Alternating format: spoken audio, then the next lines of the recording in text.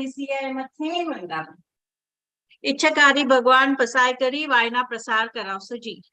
नमो हरियंताणं नमो सिद्धाणं नमो हरियाणं नमो वज्रायणं नमो लोये सर्वसाहं एषु पंच नमोकार सर्वपापनाशनं मंगलाणं च सर्वेसिं परमं हवै मंगलम् जय जगजीव जोनि वियाणो जगगुरु जगानंदो जगन्नाथो जगबंधु जय जगप्रिया महोदय जय सुयान बभो तीर्थयराणम् अपचिमो जय जय गुरुलोगाणम् जय महपा महादेव वंदे महायसं महाभगं महावीरं महामुनिम् अमर नरराय मह्यम चरम तीर्थयरमिमसतीर्थ सर्वारिष्ट प्रणशाय सर्वाभिष्टार्थिदाय सर्वलब्धि निधान गौतम स्वामिने श्री सुधर्मा स्वामिने अज्ञानतिमिरन्धनं ज्ञानाञ्जनशलाकया नेत्रमुन्मीलितं येन तस्मै श्रीगुरवे नमः। धर्मला बहुत बहुत आशीर्वाद सबको। आज 21 जुलाई को शुक्रवार के दिन हमारी दूसरी क्लास इस समय जीव विज्ञान की।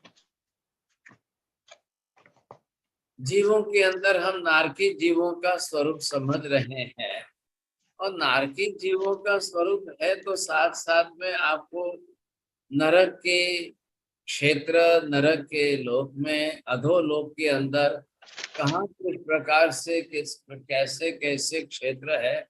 आखिर नरकों की भी एक बहुत बड़ी दुनिया है ना। हम मनुष्य हैं, हमारी दुनिया है, तो वैसे नरक के नारकी जीव हैं, उनकी दुनिया बहुत बड़ी है। स्वर्ग में देवी देवता है, देवलोक के देवता है, उनकी दुनिया बहुत बड़ी है। पशु पक्षियों की दुनिया, संसार, उनका भी एक बहुत बड़ा विस्तार वाला संसार है। तो यहाँ पर जो है आप देख रहे हो कि हमने नरक के 84 लाख नरकावास देखे। अब इतने 84 लाख नरकावास में जहाँ जिस तरह से नारकी जीवों की उत्पत्ति होती है, नरक के जीव वहां जन्मते हैं, जीवन जीते हैं, मरते हैं और रोज जन्म हो रहा है। रोज नहीं, एक दिन नहीं बोलना है, एक घंटा भी नहीं बोलना है, एक मिनट भी नहीं बोलना है। सोचिए समझे कि आप एक दिन में अगर एक जीव आए तो कहां से होगा। लेकिन नरक के अंदर भी प्रत्येक मिनट को, प्रत्येक सेकंड को हजारों की तादाद में लोग आते हैं, जन्म लेते हैं, नारकी बन करके जीवन जी रहे हैं। क्या करेंगे। अब संसार में इतने लोग हैं, इतनी पाप प्रवृत्ति करने वाले लोग हैं, तो आखिर इतना भारी पाप कर्म करेंगे तो कहाँ जाएंगे, कहाँ से। अब इस पाप प्रवृत्ति की भी लिमिट होती है ना। तो आपको ये देखना है, जिन जीवों की जितने प्रमाण में पाप प्रवृत्ति की लिमिट है, अगर आप इसमें 2 विभाग कर लो। अब पाप प्रवृत्ति के अंदर जो है पाप तो वही है, 18 ही पाप है। अब इसके अंदर आप जीवों की पाप प्रवृत्ति ये यहाँ तक हमने लाया। अगर आप 50% तक के पाप कुछ ऐसे करते हो तो हो सकता है कि आपका जीव जो है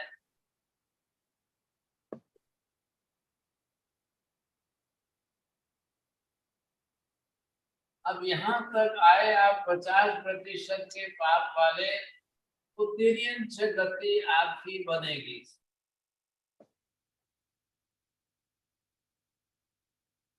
क्या हुआ, तिर्यंच गति में जाने वाले जीवों की पाप प्रवृत्ति कितनी है, उनके कर्म कितने बंधेंगे, कितने प्रमाण में वो पाप करेंगे ताकि कितने कर्म बंधेंगे। अब 50% से आगे, अब यहाँ से आगे आपने देख लिया ये जीव आया 60% पाप करने वाला है। 50 से आगे आपने जब देख लिया ये 70% पाप करने वाला है, ये 80% पाप करने वाला है। अब ये आ गया, आप देखेंगे 90% पाप करने वाला है। अब ये 100% पाप करने वाले हैं। अब ऐसे जीव जो है, अब ये जीव अगर जाएंगे तो नरक गति में,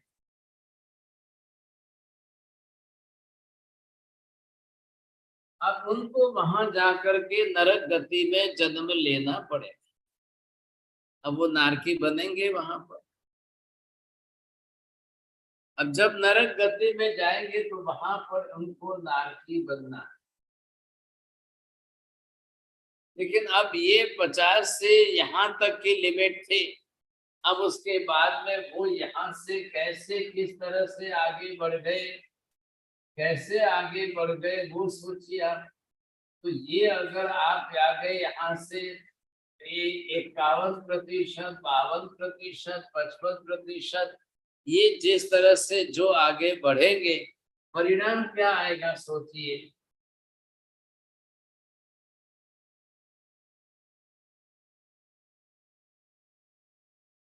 अब ऐसे जीव नरक में जाए, अब ये पहली नरक में जाए, दूसरी नरक में जाए, तीसरी नरक में जाए, चौथी नरक में जाए, पांचवी में जाए, छठी में जाए, सातवीं में जाए। जैसे जैसे पाप का गुणाकार बढ़ता जाएगा, जैसे जैसे पाप का प्रमाण बढ़ता जाएगा, तो जीवों को एक के बाद दूसरी, दूसरी के बाद तीसरी, ऐसी भारी से भारी नरक में जाना पड़ेगा। अब भारी नरक में मतलब क्या हुआ, पहली नरक से नीचे उतरे तो दूसरी नरक में सब कुछ डबल डबल डबल डबल।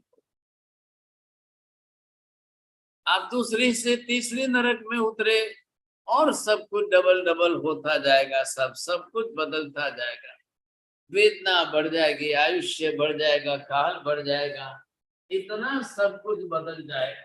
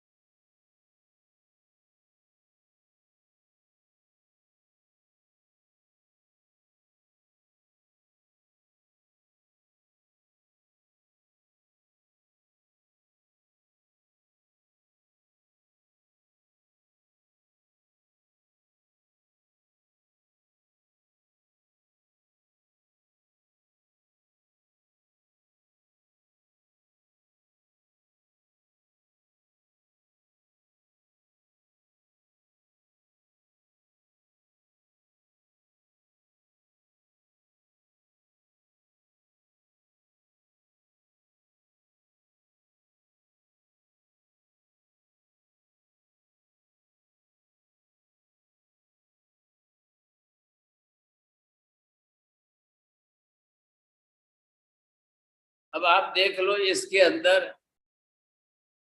अगर जैसे ही आप पहली नरक से दूसरी नरक का विचार किया, दूसरी नरक से तीसरी नरक के, पाप प्रवृत्ति तो वही है,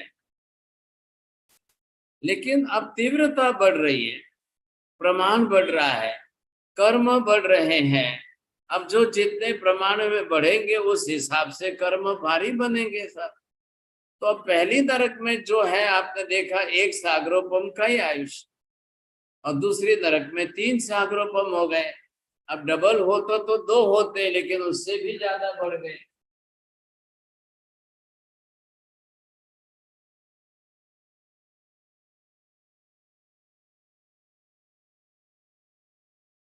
अब ये क्या हो गया, सब सागरोपमों का आयुष्य हो गया।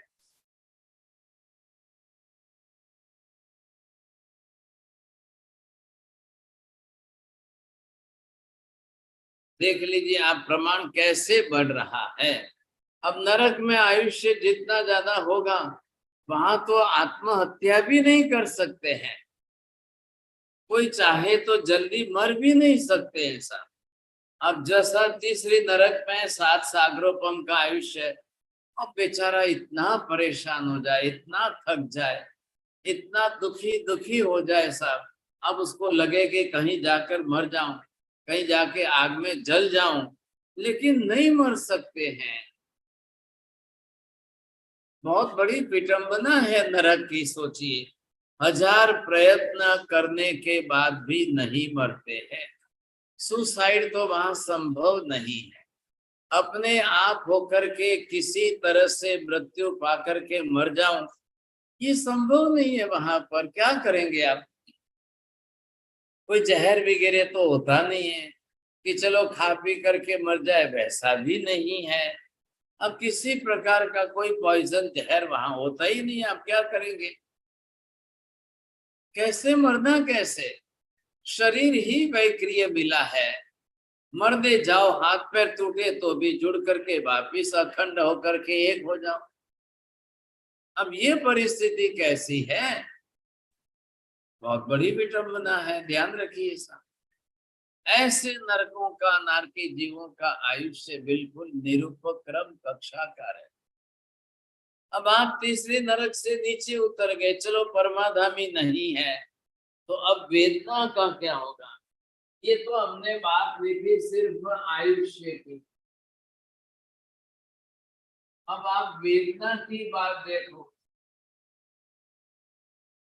वेदना बोलो, पीड़ा बोलो, दुख बोलो, तकलीफ बोलो, जो बोलो सही समझेंगे। सजा है ना वहां पर तो। अब ये वेदना इसके अंदर दूसरी नरक में आए, दूसरी नरक से आप तीसरी नरक में आओ, तीसरी से चौथी नरक में आओ। आप जैसे नीचे उतरेंगे, वेदना की मात्रा 1000 गुनी बढ़ती जा रही। पहली नरक में जितनी वेदना है 1000 गुनी है, अब दूसरे नरक में आते आते 10,000 गुनी बन गए। तीसरी नरक में आते 1,00,000 गुनी बन गई। चौथी नरक में आते 10,00,000 गुनी बन गई। पांचवी नरक में आते आते 10 करोड़ गुनी बन जाएगी सब। अब ये तो गुणाकार कैसे समझना है? क्योंकि इतना लंबा आयुष्य बढ़ रहा है, इतने लंबे काल तक बढ़ रहा है। हाँ चौड़िया जी, इधर देखिए, आपको नीचे क्या लगेगा? चलो चलो चलो चलो, अब नीचे की नरक में तीसरी के बाद चौथी पांचवी में गए ना, अब वहां तो परमाधामी है ही नहीं ना। अब परमाधामी नहीं है तो वहां तो शांति रहेगी? वहां तो जरा थोड़ा सा दिलासा मिलेगा, क्या रहेगा? ऐसा सोचना भी मत आ। भले ही परमाधामी नहीं है, अरे नहीं है तो कोई हरकत नहीं। परमाधामी नहीं है तो क्षेत्रकृत वेदना है। कितने प्रकार की वेदना है, अलग अलग प्रकार से आप देखेंगे तो वहां पर 10 प्रकार की वेदनाएं अलग अलग तरीके की होती है। अब इन 10 प्रकार की वेदनाओं के अंदर हम तो कल्पना नहीं कर सकते, सोच नहीं सकते हैं कि इनकी सारी वेदनाएं कितने प्रकार की होती। कल तो हमने थोड़ा सा इसके साथ में भौगोलिक वर्णन समझने की कोशिश की थी कि नरक पृथ्वियों के अंदर वहां पर भौगोलिक परिस्थिति में क्षेत्र कौन से हैं, कैसे हैं, किस प्रकार के हैं, ये भी आपने समझ लिया, सोचिए। लेकिन यहाँ पर वेदनाओं का प्रकार, वेदनाओं के तरीके जो हैं, तो कितने प्रकार की वेदना वहां पर होती है। क्षेत्रकृत वेदना कैसी होती है, कहाँ वहां की वेदना के प्रकार में जब आप समझो तो ये ख्याल आ जाए कि ऐसे ऐसे जीव जो वहां पर वेदना भुगत रहे हैं, तो वो कौन किस प्रकार की कैसी वेदना भुगत रहे हैं। आखिर नरक गति के नारकी जीव हैं। अब इनके अंदर जो भी आप समझो जिस प्रकार के जीव, तो ये जीव जो है अपनी तरह से कैसी वेदना पीड़ा भुगतते रहते होंगे।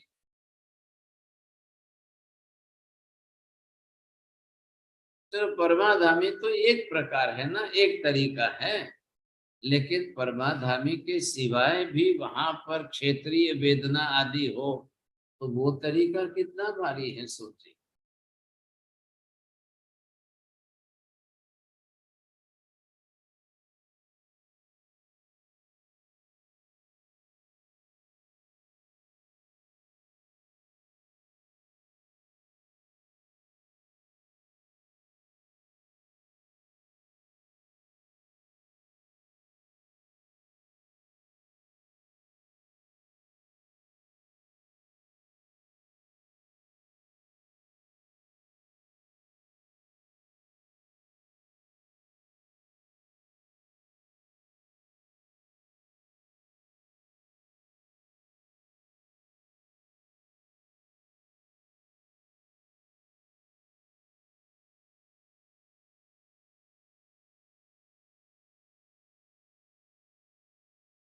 क्षेत्रकृत वेदना है, परमाधामी कृत वेदना है, अन्योन्य कृत वेदना है, परस्पर।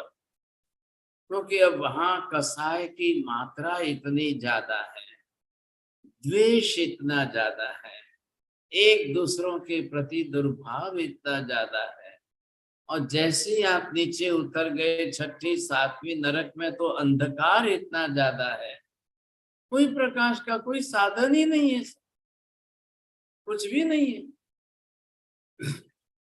तो इन जीवों के लिए वहां उनकी वेदना जितने प्रकार की होगी, तत्वार्थ सूत्र के अंदर जो बताएंगे वो 10 प्रकार की वेदना है। अब इन 10 प्रकार की वेदना के अंदर भूख की वेदना, प्यास की वेदना, ठंडी की वेदना, उष्णता की वेदना, कहलाया ज्वर की वेदना, दाह की वेदना, कंडू वेदना और परवशता की नारकी की वेदनाएं जो है, इतने प्रकार की वेदना है कि कल्पना नहीं।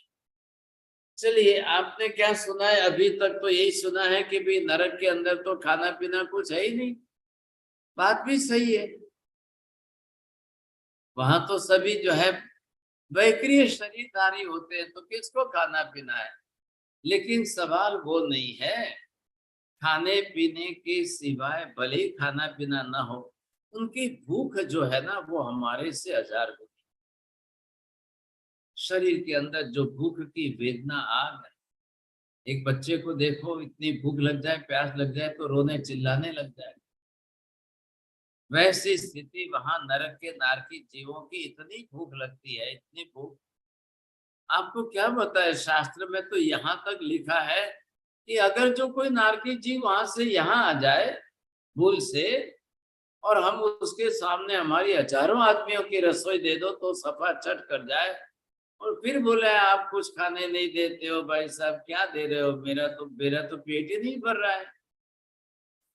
बोलिए साहब, एक नारकी जीव वहां का यहाँ आ जाए, हमारे जैसे 1000 लोगों का भोजन खा जाए,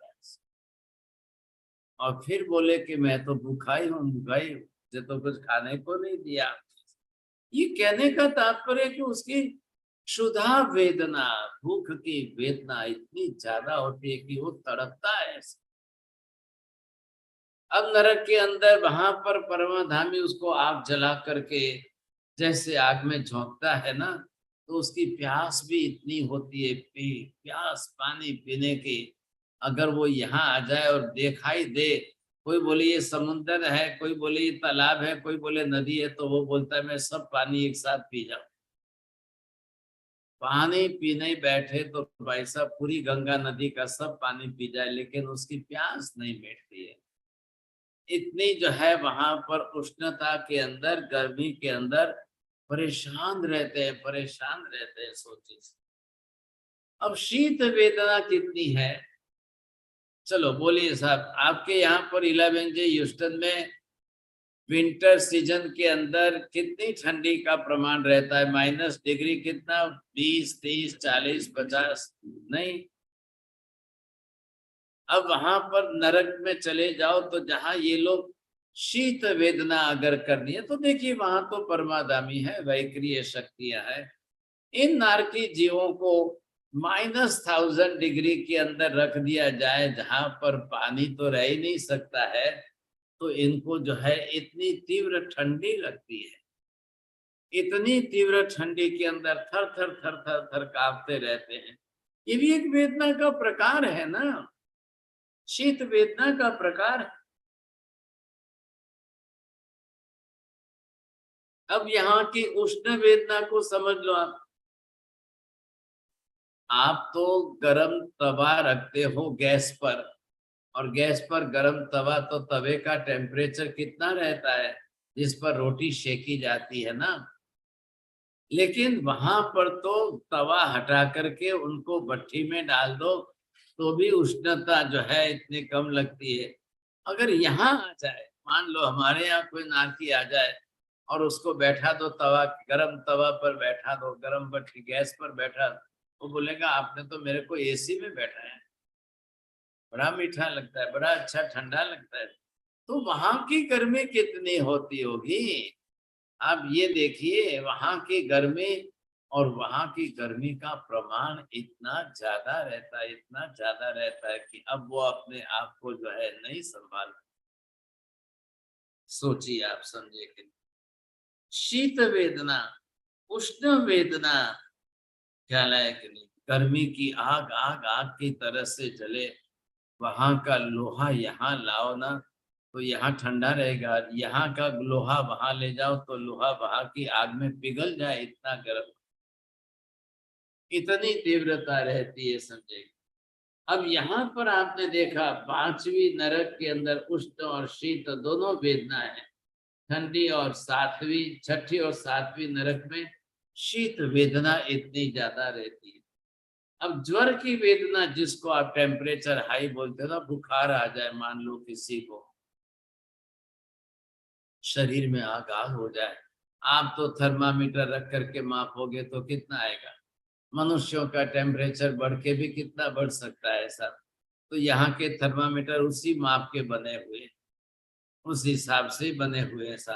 अब उसमें कोई आप 100 से 200 डिग्री 300 डिग्री तो थर्मामीटर में रख ही नहीं सकते हो यहाँ तो।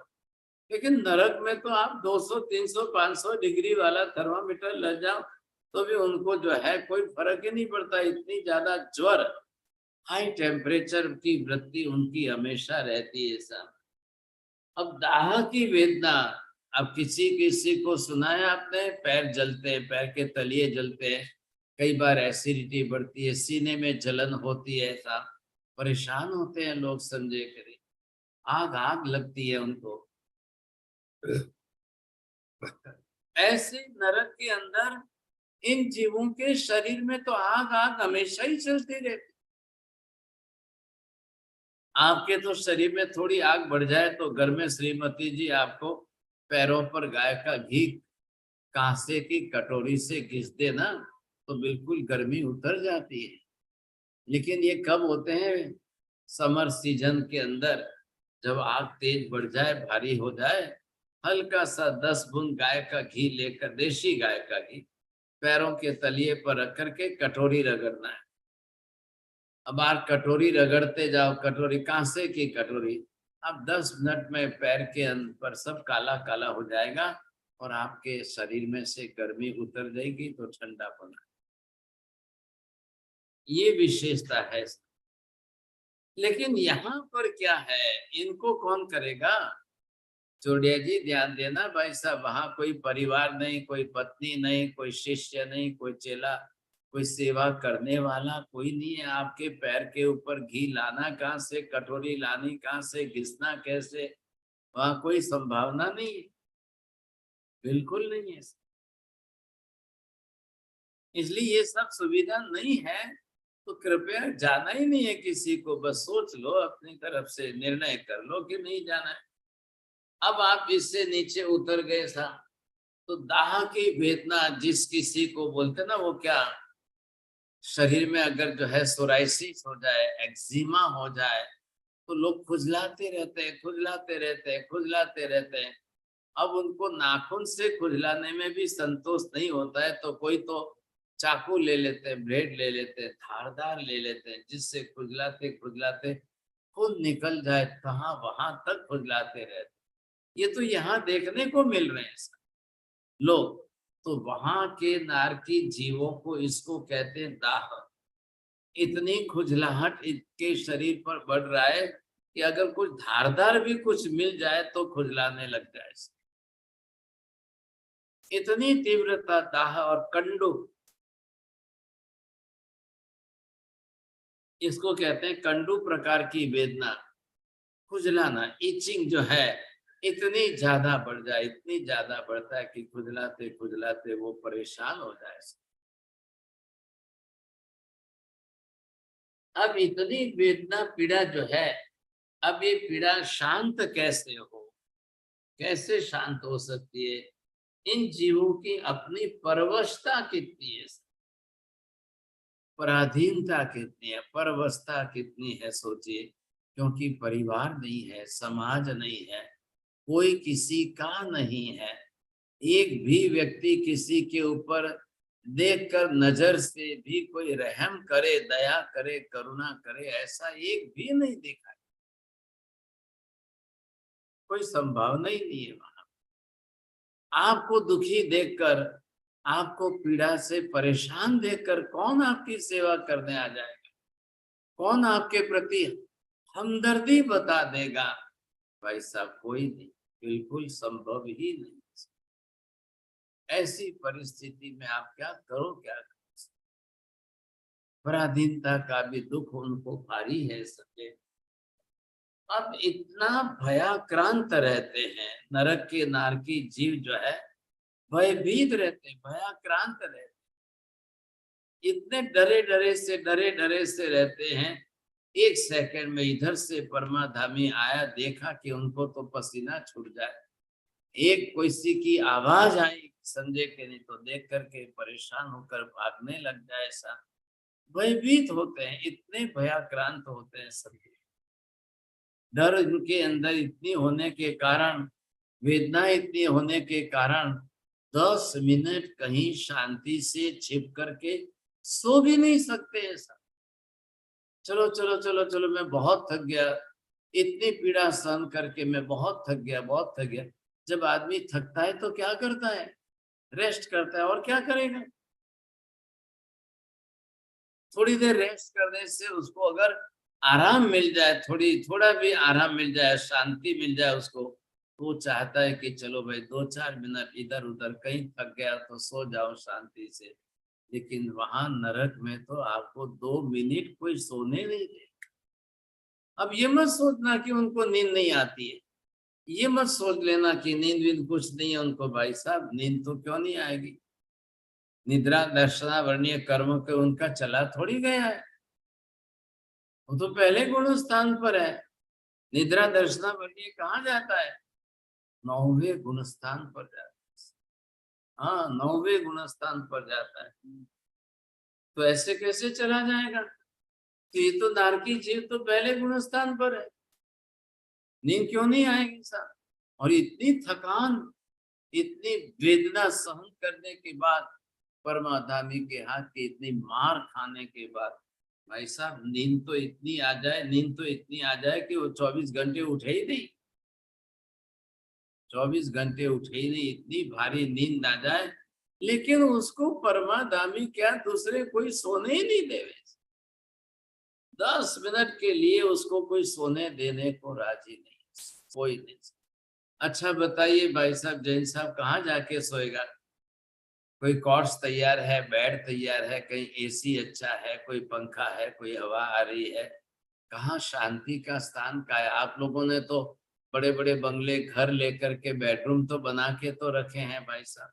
जब इच्छा हो गई बिस्तर तो तैयार ही है, चलो चलो चलो लेट जाते, चलो आराम से सो जाओ भाई, चलो आराम से सो जाओ। आपने इसी को तो अपनी सुख सुविधा मान ली है, ये आपकी सुख सुविधा है। अब नरक में कहाँ है? वहां सुख सुविधा का नाम निशान नहीं है, बिल्कुल नहीं, बिल्कुल। ऐसी स्थिति के अंदर अब नरक के अंदर, सातों नरक में चले जाइए नारकी जीवों को, अब किस प्रकार की सुख शांति मिलेगी, कहां से मिलेगी? सोचिए संजय के। अच्छा इनका नारकी जीवों का शोक ख्याल है कि नहीं, इनकी पीड़ा भी अपार होती है, इनका चीखना, करुण रुदन में रोना, ख्याल है कि नहीं, हमेशा ही बेचारे गमगीन रहते। जब इनको वेदना होती है और चीखना होता है तो भाई साहब इनकी चीखना, इनकी चीख है ना 10 माइल तक चली जाए, 10 माइल तक जहां कोई सुना हो बैठा हो वो बेचारा रोने लग जाए, ऐसी इनकी चीख हो जाए। लेकिन कौन सुनने वाला है? और जब नरक के अंदर हजारों नारकी जीव अब इतना रोना चिल्लाना लगे, इतना रोना चिल्लाना लगे, भागशाली कौन सुनने वाला है? वहां कौन? अब आप 1 मिनट वहां जाकर के रिकॉर्डिंग कर लो, मोबाइल मोबाइल रख करके 1 मिनट के लिए खाली मोबाइल रख के आ जाओ और फिर रिकॉर्डिंग करके देखो, क्या वहां पर जो है कितनी कितना वातावरण भयाक्रांत होता होगा। एक एक सेकंड में, एक एक सेकंड में वो इधर से चिल्ला रहा है, ये उधर से चिल्ला रहा है, ये इधर से चिल्ला रहा है, वो उधर से चिल्ला रहा है, ये रो रहा है, ये चीख रहा है, ये। अब भाई साहब वहां का वातावरण कैसा होगा आप कल्पना भी नहीं कर सकते हो, आप कल्पना नहीं कर सकते हो, सोच नहीं सकते। ये वहां का भयाक्रांत वातावरण है। अब इन भयाक्रांत वातावरण को देख करके आपको क्या लगे, सोचिए समझे कि नहीं, क्या परिस्थिति वहां की होती होगी। अब आप किनको समझ करके सोचे कि ये कौन लोग है, कैसे बचना, कैसे वहां से। अब बचने की कोई संभावना, कोई गुंजाइश है? अब किसको बताएंगे आपसे? ऐसी स्थिति के अंदर वहां पर नरक की इस परिस्थिति में नारकी जीवों के सामने ये इतनी अलग अलग प्रकार की वेदना पीड़ा जो है ये सारे सहन करने वाले। कुछ कुछ नरक पृथ्वियों में आप चले जाइए तो जैसे गटर की दुर्गंध होती है वैसी गटर की दुर्गंध यहाँ पर बहुत भारी होती है। लेकिन ये सब कृत्रिमता है। सभी नारक पृथ्वियां कोई एक जैसी, एक सरीकी अच्छी है ऐसा मत सोचना। बाकी तो ये यहाँ की दृष्टि अलग प्रकार से कर रहे हैं। तो ये जो आपने देखा कि नरक के नारकी जीवों के अंदर इतने प्रकार, इतने प्रमाण में, अब आप कल्पना कर सकते हो कि कैसे कैसे जीव।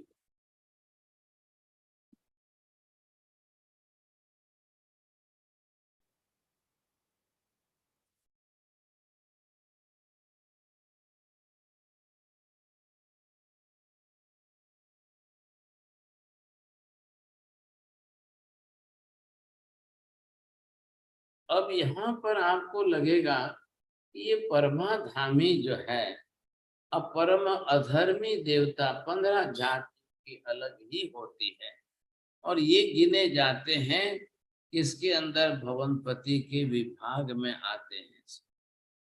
अब ये जीव यहाँ पर जिस तरह से रहते हैं तो इनका तो मुख्य कार्य ये है। 15 प्रकार के ये परमाधामी अब ये जल करके कितने जो है इन जीवों को, बस नारकी जीवों को तो देखकर इनके पीछे पड़े रहते हैं सर। कैसे भी करके उनको तो जीने देना ही नहीं चाहते। हर मिनट मिनट में उनको देख देख करके उनको मारने के लिए इनमें मजा आती है ना। सवाल ये है, तो ये अपनी तरह से ऐसी ही वृत्ति बना करके रहते हैं। तो ये नारकी जीव जो है जिस तरह से नरक पृथ्वी के अंदर यहाँ पर इनका भी स्थान जो है वो बना हुआ है। नरक के अंदर जिस तरह से आप देखोगे अब ये अलग अलग तरह से जो है इनकी भी 10 प्रकार की वेदना।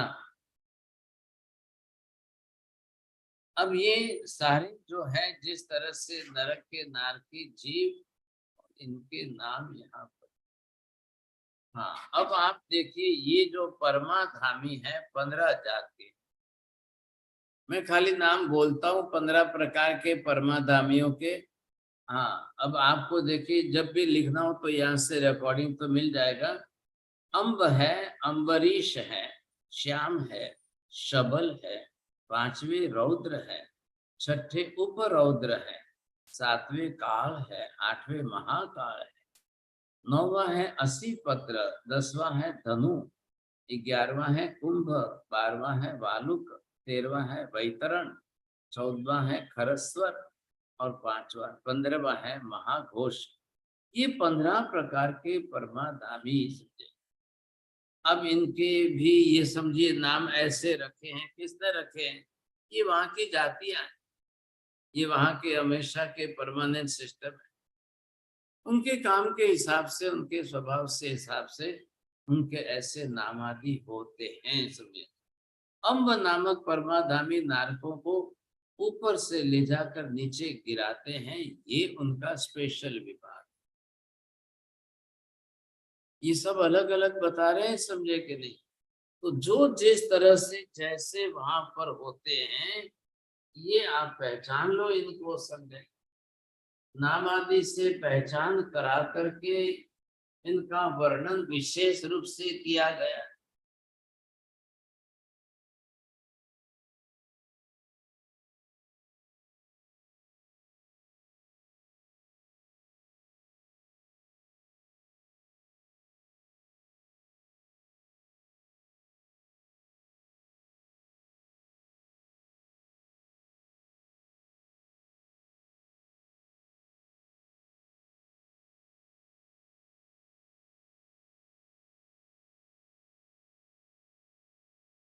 अच्छा, ये देव जाति के कहलाते हैं, गति इनकी देव की गति। अब ये इनके 15 प्रकार में आप ये देखिए,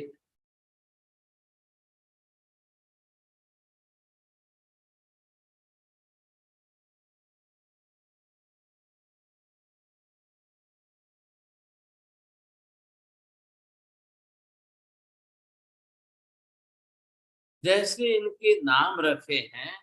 अब नाम रख करके इनकी व्यवस्था ऐसी, इनके लक्षण ऐसे बताएं। कोई नारकी जीव को देखे, ये फटाक से उछाले ऊपर, अपनी ताकत लगाकर ऊपर उछाल करके उठा करके नीचे फेंकना। अब जैसे नीचे फेंकेंगे, अब ये समझते हैं कि हम तो just we are playing the ball, game खेल रहे, उनको मजा आती है। अम्बरीश नामक के दूसरे परमाधामी जो है, इन नारकी जीवों को भट्ठी में पकाते जैसे, सेकते जैसे, टुकड़ा करते वैसे इनका काम। आग की भट्ठी लगाते हैं और फिर उनको जाकर उसमें डालते हैं। जैसे आप चने भूनते हो वैसे ये परमाधामी इन नारकियों को उस तरह से भूनते हैं, सेकते हैं, रोस्ट करते हैं। आप फिर कभी उनके टुकड़े करना हो तो ये इनका काम है, इनकी स्पेशलिटी आ गई।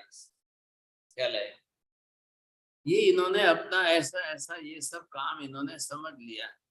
बस हमारे को यही करना है, ये अपने स्पेशलाइजेशन। क्या लगे, अम्ब जाति के परमाधामी की स्पेशलाइजेशन अलग रहेगी, अम्बरीश वालों की स्पेशलाइजेशन अलग रहेगी। ये अपने अपने तरीके से। तीसरे श्याम नाम के परमाधामी, फिर वो आके उनको काटते हैं, चीरते हैं। जैसे आपने वो देखा ना, लकड़ा काटने वाले आरी जो है चलाते हैं, कैसे काटते हैं। तो ये दो परमाधामी सामने बैठेंगे और ऐसे करवट लेंगे आरी आरी, और बीच में दो नारकी को सुलाएंगे। अब यूं काटते काटते काटते, हा हा हा हा हा हा, ये हंसते हुए इनको मजा आएगी। और बेचारे ये नारकी जीव जो है, ये चीखते चिल्लाते मरते, मतलब इनको तो प्रति मिनट मृत्यु तुल्य वेदना ही होगा। अब फिर आप क्या बोलोगे चोटिया जी, अरे इनका क्या होगा, इनको कर्म नहीं बनता है इनको। अरे भाई इनका तो होगा, आप उनकी चिंता क्यों कर रहे हो? ये है ही उस तरीके के, ये उसी जात में पैदा हुए हैं और रोज आ रहे हैं साहब। आपको बड़ी दया आती है, समझ गया, लेकिन ये देव गति के देवी देवता, अब देव देव समझ करके, देव गति समझ करके बहुत पुण्यशाली मत समझ लेना, बहुत ऊंचा पुण्य है, बहुत उत्कृष्ट पुण्य। अरे नाम देव गति पड़ गया, इसका मतलब खाली पुण्य पुण्य पुण्य ऐसा मत समझ लेना। सब प्रकार के बहुत है। अब कितना भारी पाप करने की प्रवृत्ति है, बस ये समझ लो मनुष्य क्षेत्र में यहाँ स्लॉटर हाउस के कसाई और नरक के परमाधामी दो एक तरीके हैं। अब मुझे आप बताइए चौड़िया जी, हिंदुस्तान के अंदर या ऑल ओवर वर्ल्ड के अंदर स्लॉटर हाउसेस कितने चल रहे हैं, और स्लॉटर हाउस कर चलाने वाले, वहां कार्य करने वाले, अपना पेट भरने के लिए सर्विस करते हुए दो पैसा कमाने के लिए कितने लोग वहां पर बैठे, कितने लोग जो है स्लॉटर हाउस में कसाई की नौकरी कर रहे हैं। अब उनको मिलता कितना मिलता है, 10-20 हजार मिलता है। अब महीने का 10-20 हजार का पगार है, सोचिए, लेकिन महीने के 10-20 हजार के पगार के पीछे एक एक ये लोग जो है कसाई लोग महीने के 500,000 गाय भैंस बैल बकरे काट देते। मिला कितना, 10-20 हजार मिला पगार, और एक महीने के अंदर उन्होंने जितने जानवर काटे उसके कारण उनको अब पहली नरक होगी कि दूसरी नरक में जाए। अब ऐसे ऐसे यहाँ के खाटकी बोलते हैं, खटीक बोलते हैं क्या, आप जाकर के इन लोगों को पूछो, वो बोलता है मैं 50 साल से इधर सर्विस कर रहा हूँ, वो बोलता है मैं 60 साल से इधर सर्विस करता हूँ, वो बोलता है मैं 40 साल से इधर सर्विस करता हूँ, हमारे यहाँ पर बाजू में ही है तो हम तो इधर ही सर्विस करते हैं साहब। और कितने लोग काम कर रहे हैं स्लॉटर हाउस में, 1000 लोग काम कर रहे हैं। बहुत बड़ी इंडस्ट्री है, बहुत बड़ी फैक्ट्री है। आप दिमाग काम नहीं करेगा, कल्पना नहीं कर सकते हो भाई साहब, देख नहीं सकते। अब ये जीव ऐसे खटकी खाटी जो है, ये मर के कहाँ जाएंगे, ये कहाँ जाकर जन्मेंगे, क्या होगा इनका। अब ये नरक में जाकर वेदना सहन करेंगे, पीड़ा भुगतेंगे, कोई जाकर के परमाधामी बनेगा, कोई जाकर नारकी बनेगा, फिर वहां उसको वेदना पीड़ा सहन करनी है। अब ये आपने देखा शबल, चौथे नाम के परमाधामी है, शबल है। अब नारकी जीवों के जो है उनके आंतों को बाहर निकाले, उनके हृदय को बाहर निकाले, उनके शरीर के अंग के टुकड़े टुकड़े करे, उनके फिजिकल बॉडी के एक एक ऑर्गन को जो है खींच खींच करके बाहर निकाल दे, ये उनकी स्पेशलिटी। मैं आपको ये बता रहा हूँ, यहाँ पर लिखी हुई उनकी स्पेशलिटी किसकी क्या है वो आप समझते जाइए साहब। चलिए, पांचवे रौद्र नाम के परमाधामी है, वो भाला लेकर आते, और इतना भाला लेकर के उसको कहीं से भी भाला खोस करके ऊपर उठाते हैं, शरीर के आर पार भाला निकल जाता है। ये इनका काम है साहब। अब मान लो कि 50 नारकी जीव आए तो पहला वाला अम्ब पहुंचा, दूसरा वाला अम्बरीश पहुंचेगा। सुबह 7 बजे अगर अम्ब पहुंचा और 8 बजे अम्बरीश आए, फिर 12 बजे ये रौद्र आ जाए, तो ये अपनी अपनी स्पेशलाइजेशन से सब उनको मारेंगे पीटेंगे करेंगे। ये नहीं है कि खाली जहां अम्ब है वहां अम्ब ही बैठा रहेगा, अम्बरीश है वहां अम्बरीश ही बैठा रहेगा, ऐसा भी नहीं है। वहां की वेदना करने में तो ये लोग चतुर है। अब ऐसी स्थिति के अंदर उपरौद्र, छठा नाम के उपरौद्र, ये परमाधामी उनके अंगों पांगों को तोड़ते हैं, काटते हैं। जैसे कोई हैमर लेकर, हथौड़ा लेकर के कोई मान लो कि लकड़ा तोड़ते हैं, कुछ काटते हैं करते हैं, वैसे ये लोग आकर के बड़ा से एक हथौड़ा लगाया, उसके पैर के घुटने तोड़ दे, कभी उसके हाथ पर मार दे, कभी हड्डियां तोड़ दे, कभी क्या कर दे, कभी कैसा कर दे। ये उनकी वृत्तियां है भाई साहब, कल्पना बाहर की बात है, हम सोच नहीं सकते इतनी बड़ी बात। उपरौद्र, इनका काम देखिए। अब सब अलग अलग प्रकार से, तो ये जीव जो है, अब आप सोचिए, इनको पाप नहीं लगता है? पाप लगता है। अरे वो नारकी जीव जितना पाप करके आया है, पहले उसका हिसाब कौन करेंगे? हाँ जी, बोलिए चौड़िया जी, क्या पूछना चाहते हैं? महाराज साहब, नरक में मतलब संमिताते भी खाली समकेदारी बहुत कौन से गुण स्थान के होते हैं? चौथे गुण स्थान के होते हैं क्या वहाँ? कोई विरले चौथे गुण स्थान पर होंगे। श्रेणिक महाराजा जैसे बड़े बड़े बड़े विरल, लाखों करोड़ों में 2, 5, 10% नहीं, 10, 20 नहीं, प्रतिशत भी नहीं, 10, 20 भी। कहां से लाएंगे सब? कहां से आएंगे? सोचिए सब। हाँ जी। हाँ जी, बोलो सब गिरीश का। 99 हाँ जी संमिताते भी साहेब, होते हैं और संमिताते भी होते हैं। हाँ जी, બોલીએ ગિરીશભાઈ, બોલો. સાહેબ આપણે તમે કીધું ઘી લગાવીને પેલો કાસાના વાડકા ઘસવાનો, તો હા. આપણે મારી ઉંમર 85 છે અને મને પગમાં આપણે પેલું કહીએ ને હીલમાં એડીમાં નીડલ લાઈક પેન થાય છે હવે ચાલતી વખતે, તો હા. would that help? એ કાસાથી જે કહીએ તો તો એમાં કેસ્ટર ઓઇલ અને મેથીનો પ્રયોગ છે. અચ્છા, એટલે કેસ્ટર અને મેથીનું મિક્સ કરીને લગાવવાનું. અને મેથી ખાવાની છે અને હા. કેસ્ટર ઓઇલ ઘસવાનું, બાંધવાનું છે એમ. અચ્છા, ઓકે ઓકે. એ તમને પિત્ત નથી, વાયુના પ્રકોપના કારણે છે. આખો અચ્છા. દિવસ એસીમાં રહો છો? નહીં નહીં નહીં સાહેબ, અહીંયા તો અમેરિકામાં અત્યારે ગરમી છે અને હું એસી ચલાવતો પણ નથી, આખું સમર નથી ચલાવતો. Definitely not. બહુ સરસ, બહુ ડાયા છો. હા, ચાલો. થેન્ક યુ સાહેબ, મેથને વંદાવી. મીનાબેનજી બોલીએ. Maharaj Sahib, the fifth one is Rodra and the sixth one is Uprodra. Right, this is the noun, this is their name. Yeah, so the name, did I get it correct? The fifth, Right.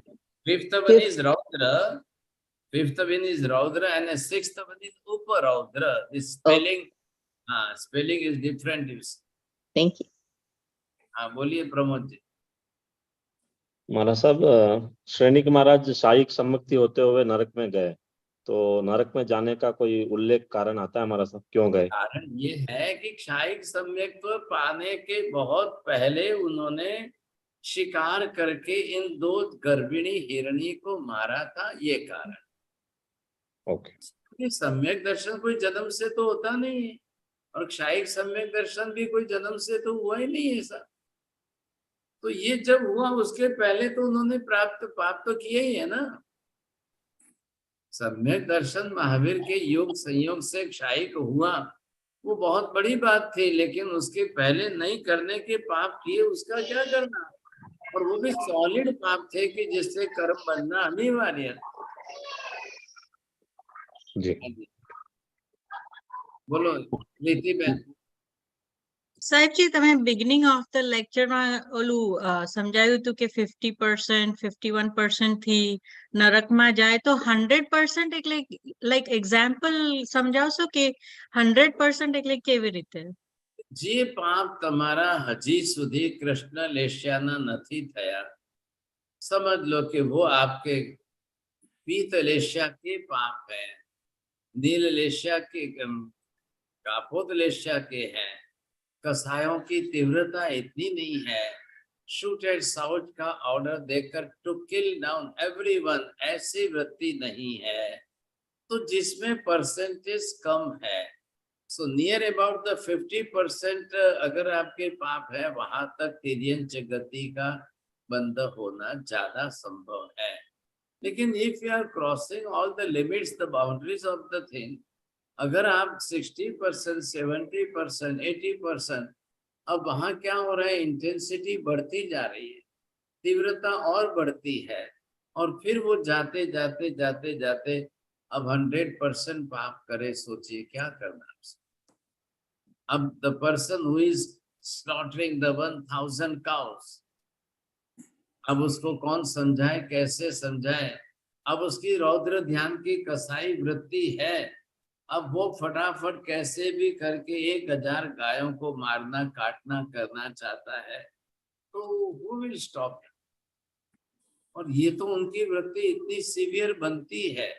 अब ऐसे लोग किस नरक में जाएंगे? अगर कोई 10 गाय 100 गाय का भी करे तो वो अगर पहली गाय तक जाए, श्रेणिक महाराजा ने एक शिकार करके एक बार तीर से 2 जीव को मार दिए, वो पहली नरक में गए, तो ये तो लाइफ लॉन्ग पूरी स्लॉटर हाउस में काम करने वाले वो कहाँ जाएंगे फिर? तो परसेंटेज कितने बढ़ जाएंगे? इसलिए जब नरक गति का बंद होता है तो वो आपका 60, 70, 80, 90 ऐसे हाई परसेंटेज में नरक गति का बंद होता है। उसके पहले पहले तक तो आपको जो है तिर्यंच गति के बंद से ही कर्म बंद हो जाता है, काम चल जाता है। Also, one more question, Sahib ji. Je wild animals or carnivorous, so how much is their percentage? Like lion, कोई भी crocodile? हिंसा तो हिंसा ही है। Oh, उनको भी okay. क्रोध आता है, उनकी भी कृष्ण लेष्या है, हिंसक वृत्ति है, मारक वृत्ति है। Okay. ये जरूर है कि भाई ये ऐसे वाइल्ड एनिमल है, उनका भोजन वही है, वो मारना ही खाने, लेकिन उनके सामने दूसरे का जीव जा रहा है, उसका क्या करना? एक डियर हिरन है तो वो तड़प तड़प तड़प तड़प करके मर रहा है ना। Yes. वो भी तो भागता है, भागने की कोशिश करता है, जान बचाने के लिए वो भागता है, लेकिन अब वो नहीं भाग पाता है, ये बच्चा पकड़ करके मार के खा जाते हैं। तो वो जीव बेचारा तड़प रहा है, तड़प रहा है, तड़प रहा है। सबको दया किसकी आती है? भाई this is the lion, this is the tiger, this is its food, you see he will eat it this food. तो आपको ये भी तो दूसरी तरफ हिरन की दया क्यों नहीं आ रही? वो बेचारा तड़प तड़प के मर रहा है, कोई उसको यूं चीर करके फाड़ के खा जाए, तो ये तो फिर गलत ही है ना। तो ये भी तो आप सोचिए अपनी तरफ से। तो even 100% હોય જે lion ને એ લોકો કરે ઈ 100% કે less than that? 100 नहीं 1000% छे। Oh, अब वो तो okay. जाएगा तो लायन तो है, जाएगा तो फोर्थ चौथी नरक में जाएगा। अब कहाँ अच्छा 100% का विचार करो आप। हाँ, thank you. अजीब। मतेन madam sir. हाँ बोलिए भावेश भाई, जैसे कांटेड सर। गुरुदेव वहां भी निद्रा होती है गुरुदेव? अब देखिए अकाम निद्रा तो होगी, पीड़ा सहन कर रहे हैं ना, तो क्या करेंगे? लेकिन निद्रा होने की मात्रा बहुत मुश्किल है। ख्याल है, वेदना पीड़ा इतनी तीव्र है, मिथ्यात्वी जीव है, वो धर्म समझते नहीं है, न उनको निद्रा का संबंध है, न किसी बात से कुछ नहीं। लेकिन फिर भी अब अकाम निद्रा में अब मुश्किल से वो सहन तो कर रहे हैं ना, तो वो होकर के भी आधा % होवे कि 1% होवे कि कितनी होवे, उससे क्या फर्क पड़ेगा उनको? अगर इतनी सब कर्मों की निद्रा हो जाए तो फिर आपने विपाक सूत्र जो सुना है कि ऐसे नरक से बाहर आकर के तो वो सीधा मोक्ष में ही चला जाना चाहिए, लेकिन ऐसा होता ही नहीं है ना। नरक के अंदर भी बहुत सारे नारकी जीव बाहर निकल के आते हैं, वो दोबारा फिर वापिस जाते हैं, तीसरी बार वापिस जाते हैं, यहाँ पर भी फिर नए पाप करते हैं, सब भूल जाते हैं। क्या करेंगे बोलिए? धन्यवाद मतेन मैडम। हाँ जी बोलिए। और किसको पूछना है? नमो ओरियंताणम, नमो सिद्धाणम, नमो ऐरियणम, नमो वज्रायणम, नमो लोहे सब्बसाहनम, एसो पंच नमोकारो सब्ब पाप प्रणाशनम, मंगलाणं च सब्बेसिं परमं हवै मंगलम। मंगलम भगवान वीरो, मंगलम गौतम प्रभु, मंगलम स्थूलिभद्राद्या जैन धर्मस्तु मंगलम। चत्तारि मंगलम हरिहंता मंगलम, सिद्धा मंगलम साहु मंगलम, केवली पन्नतो धम्मो मंगलम। चत्तारि लोकोत्तम हरिहंता लोकोत्तम, सिद्धा लोकोत्तम साहु लोकोत्तम, केवली पन्नतो धम्मो लोकोत्तम। चत्तारि शरणं प्रव्रजामि, हरिहन्ते शरणं प्रव्रजामि, सिद्धे शरणं प्रव्रजामि, साहु शरणं प्रव्रजामि, केवली पन्नतं धम्मं शरणं प्रव्रजामि। सर्वमंगल मांगल्यं सर्वकल्याणकारणं, प्रधानम सर्वधर्माणां जैनम जयति शाश्वतम्। काल वंदना गुरुदेव मध्याह्न वंदना ಮತ್ತೆ ಕಾಲ ವಂದನಾ ಸಾಹೇಬ್ ಜಿ त्रिकाल मस्ती वंदना। वंदना साहेब जी। Thank you.